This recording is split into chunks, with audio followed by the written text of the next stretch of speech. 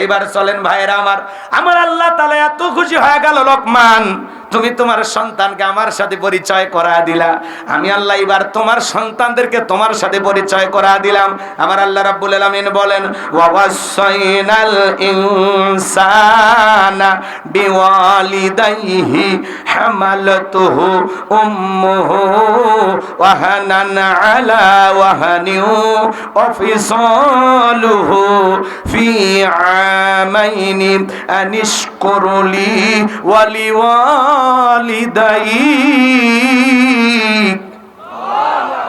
ইলাইয়াল মাসির।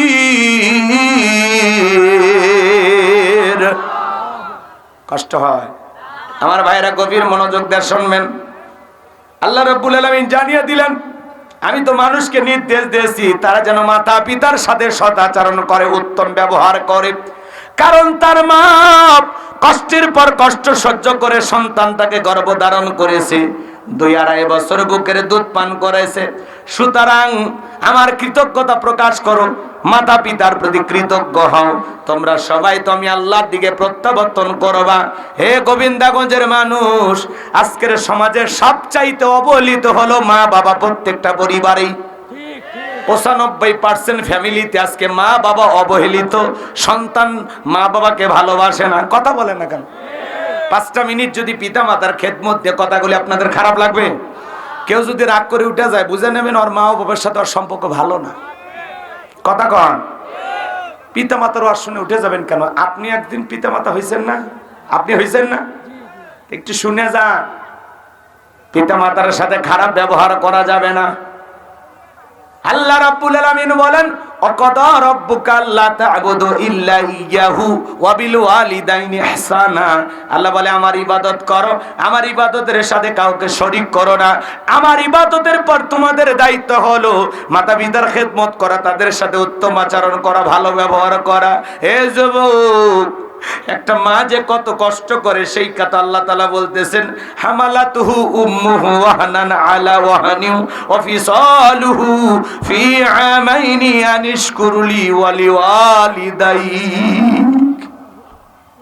আল্লাহ বলে তোমার মা কষ্টের পর কষ্ট সহ্য করে তোমাকে গর্ভধারণ করে, 2-2.5 বছর তোমাকে দুধ পান করা। একটা মা সন্তানকে যখন পেটে ধারণ করে 3-4 মাস মা খাইতে পারে না, মার খাবারের রুচি তোমার কারণে নষ্ট হয়ে যায়, মার খালি বমি বমি হয়।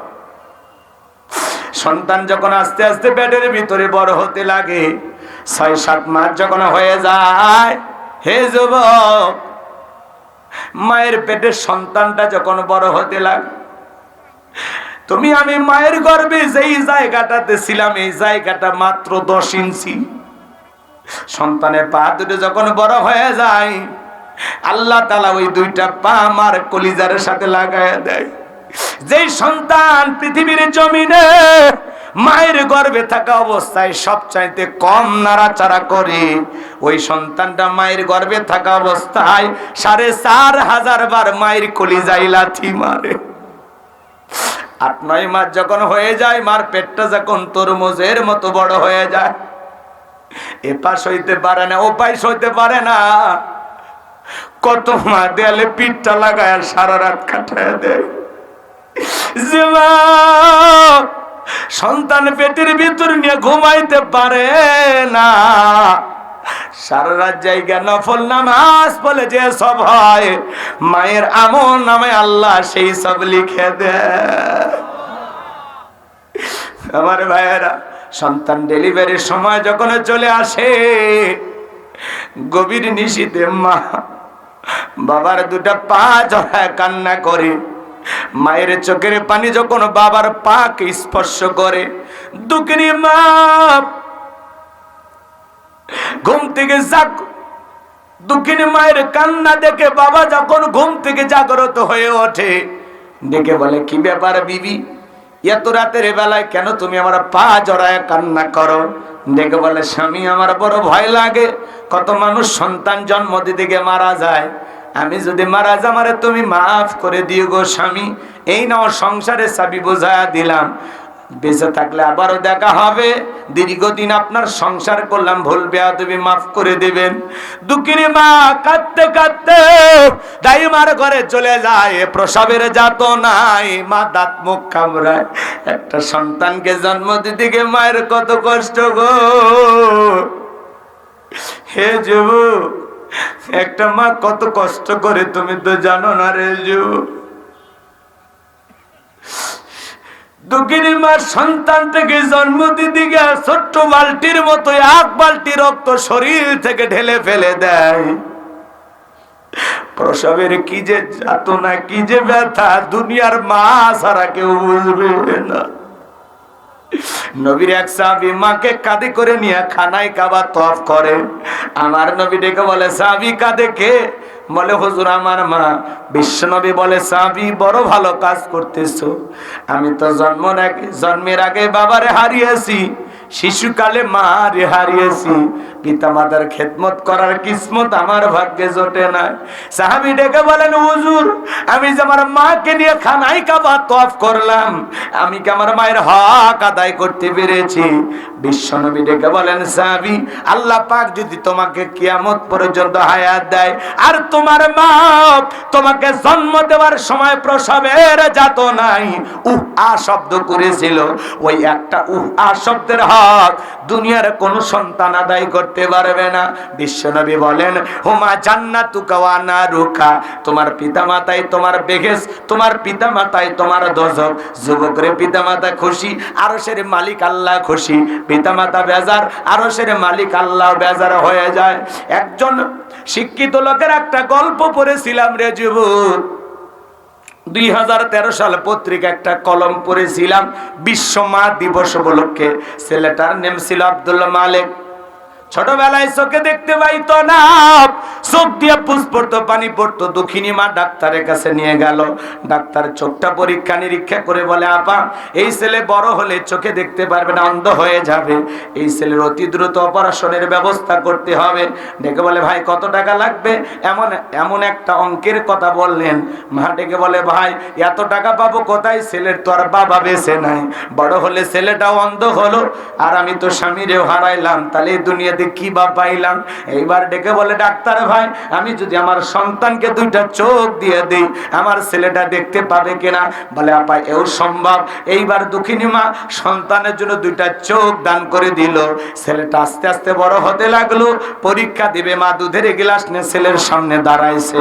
এইবার ছেলেটা ডেকে বলে, মা ঘন ঘন তুমি আমার সামনে আসবা না, তোমার চোখ দিয়ে পুষ্পরে পানি পড়ে, মা তোমার চোখে রোগটা আমার চোখে পার হতে পারে।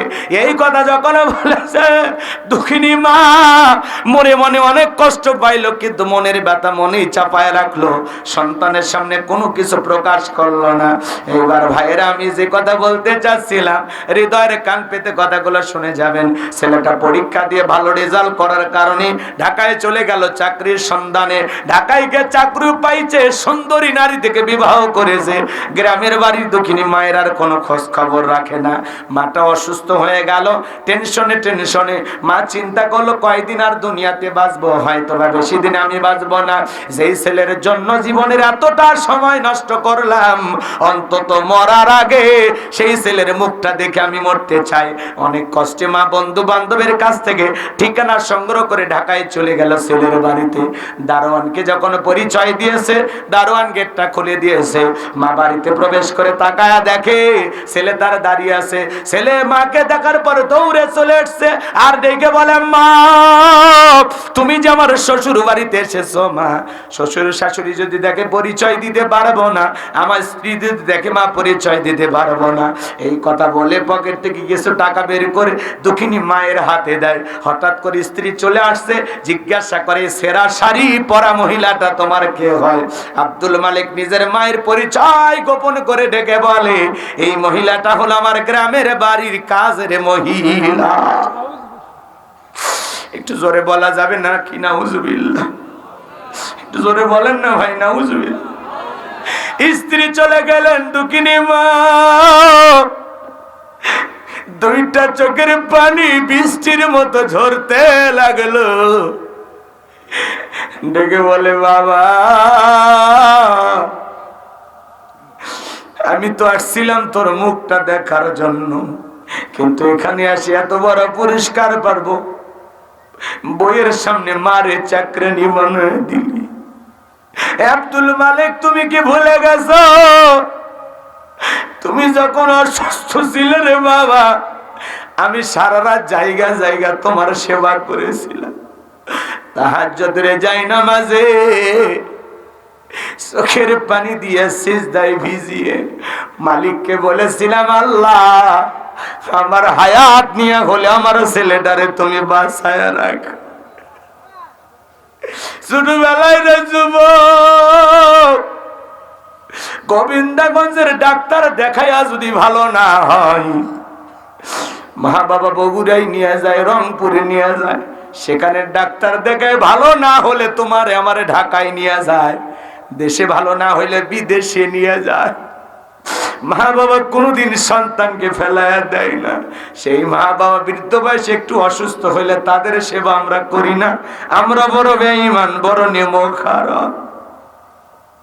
দক্ষিণী মা ডেকে বলে, আব্দুল মালিক, এত বড় পুরস্কার দিবি বাবা জানা ছিল না।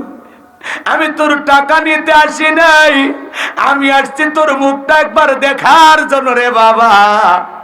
এই নে, তুই তোর টাকা পকেটে রাখ, আর কোনদিন মায়ের পরিচয় না তোর দুয়ারে আসবো না।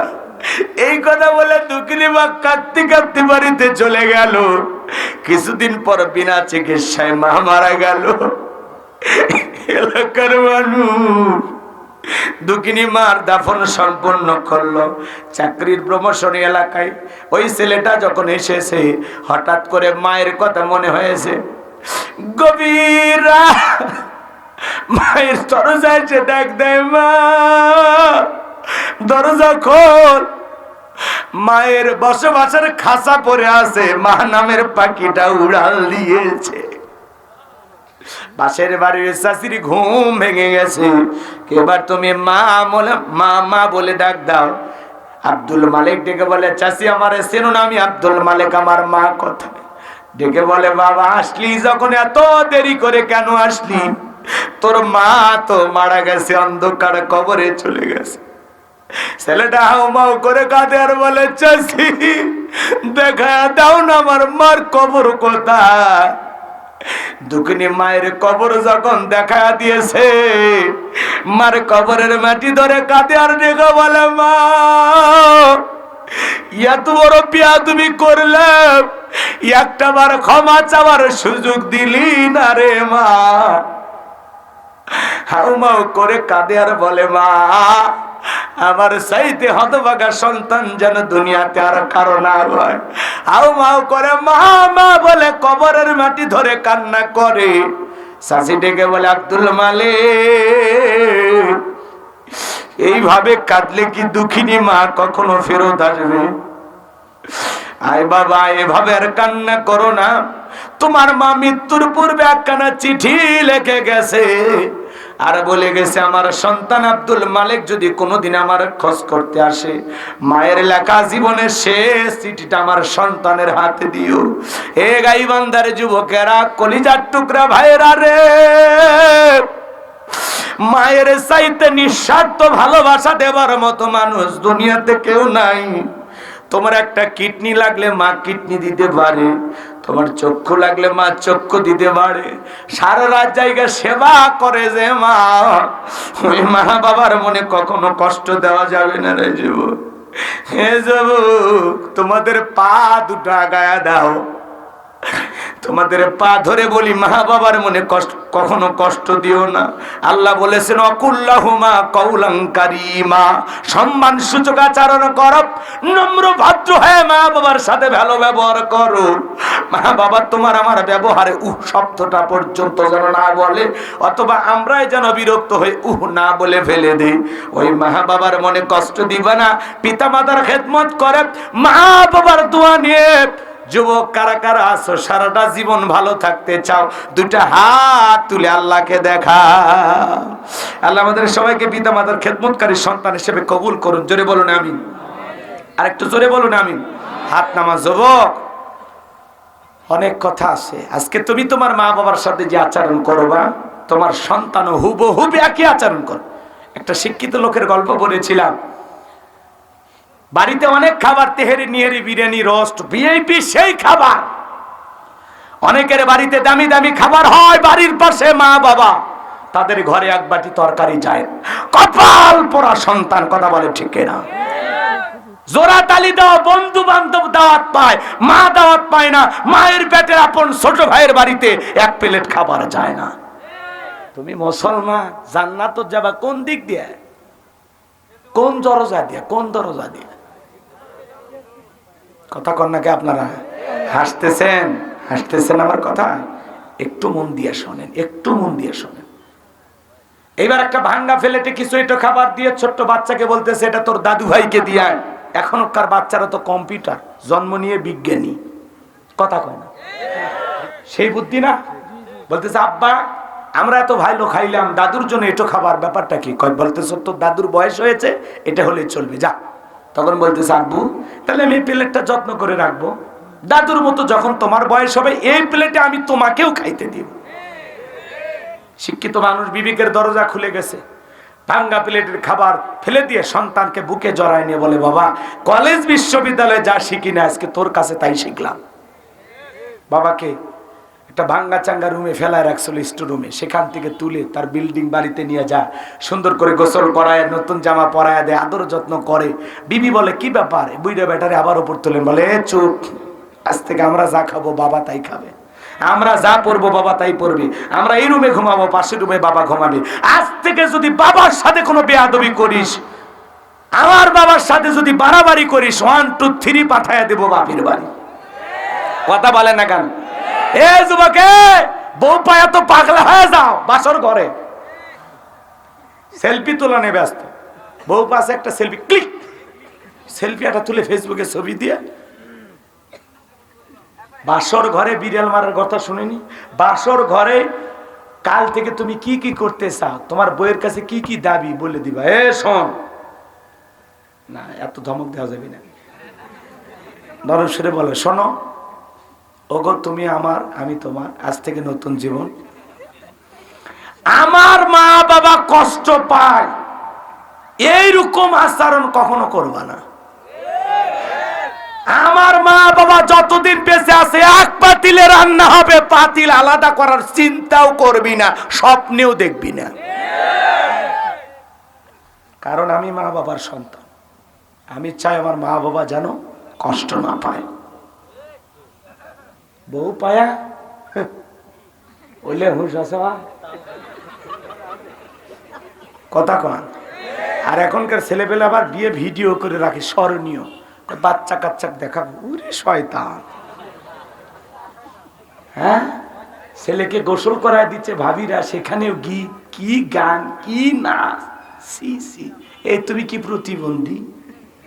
তোমারে অন্য মানুষ গোসল করায় দেয়? কথা কয় না, কই পাইছো এগুলো? কোন হুজুর কয়? আমার বিয়ের সময় আমার ভাবিরা বলতেছে হুজুর আজকে কিন্তু গোসল আমরা করা দেব। কেন? আমার কি 2 হাত ওয়াকেজ হয়ে গেছে, আমি কি প্রতিবন্ধী? আর তোমরা যদি আমার গায়ে টাচ করো আমার মাথা ঠিক থাকবি? কথা কয় না? কেরে মেয়ে মানুষ তোমার শরীরে টাচ করে গোসল করে দিচ্ছে, তোর কিচ্ছু হয় না। কথা কয় না? পুরুষ বলে বিয়ে করবে, খবরদার, এলে বিয়ের বাড়ির গীত গান বন্ধ করো। দুনিয়াতে বক্স দিয়ে ডিজে পার্টি করে মাটি কাঁপাচ্ছ না, এই গান বাজনা করে দুনিয়ার মাটি কাঁপাচ্ছ, একদিন কবরে গেলে এই কবর তোরে কাঁপাবে, সেই দিন বুঝবি জ্বালা কত প্রকার। আজকে দুনিয়া বক্স বাজায়া গান বাজায়া দুনিয়ার মাটি কাঁপাচ্ছ, এই মাটি একদিন তার কোলে নিয়ে তোরে কাঁপাবে। সাবধান। কিসের গীত? এই কিসের গীত রে? এই পাইলি কই?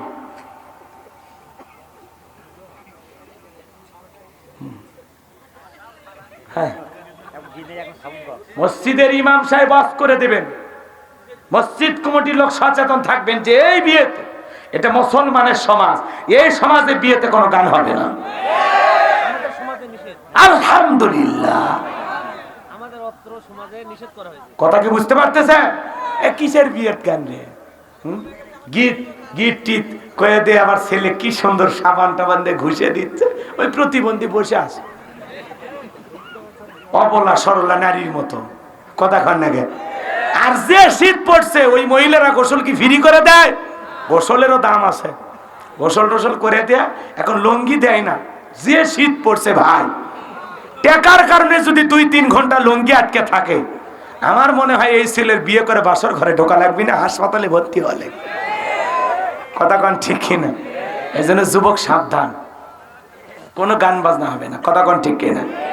তাহলে বাসর ঘরে বউকে পরিষ্কার বলে দিবে, আমি এই চাই, তুমি এইভাবে চলবা, এতে আমি খুশি। তোমার সাথে 2 দিন ঝগড়া হবে না, কোনো দ্বন্দ্ব হবে না। আমি যা বলেছি এটা অর্ডার বিদায়। আমার বউ যদি দাবি করিস তো আমার অর্ডার তোকে ফলো করতে হবে। আমি তোর প্রধানমন্ত্রী, আমি তোর সরকার, আমি যা রায় দিয়েছি এটা তোকে পালন করতে হবে, ব্যাস। বউ বলি, বাপরে প্রথম দিনে যে হুমকি দিছে, এর সাথে পারা যাবি না। কথা কন ঠিক কিনা? তুমি যে পুরুষ সেটা প্রথম রাতে বুঝে দেওয়া লাগবে। কথা কন, ওই দিন যদি ব্যর্থ হয় তো তোর জীবনই শেষ। কথা কন। আর বউকে শাসন করতে পারে না কারা? যারা যৌতুক নিয়ে বিয়ে করে। বইয়ের দিকে চোখ তুলে থাকলে বউকে, এ কার দিক তাকাছিস, আগে 3 লাখ জমা দে। যৌতুক নিয়ে বিয়ে করেছে যারা, বইয়ের কাছে এতিম পুরুষ তারা। যারা যৌতুক দাবি করে নেয় এরা হলো ছোট লোক।